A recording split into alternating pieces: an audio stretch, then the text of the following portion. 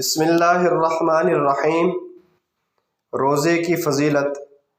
حضرت ابو ہریرہ رضی اللہ تعالی عنہ سے روایت ہے کہ رسول کریم صلی اللہ علیہ وسلم نے ارشاد فرمایا، بنی آدم کے ہر نیک عمل کا ثواب زیادہ کیا جاتا ہے، یہاں تک کہ ایک نیکی کا ثواب 10 گنا سے 700 گنا تک ہوتا ہے، اور اللہ تعالیٰ فرماتا ہے کہ مگر روزہ کہ وہ میرے لیے ہے اور میں ہی اس کا اجر دوں گا، کیونکہ روزہ دار اپنی خواہش اور اپنا کھانا صرف میرے لیے ہی چھوڑتا ہے۔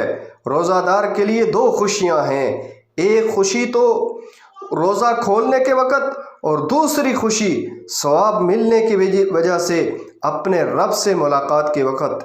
یاد رکھو روزہ دار کے منہ کی بدبو اللہ تبارک و تعالیٰ کے ہاں مشک کی خوشبو سے زیادہ لطیف اور پسندیدہ ہے۔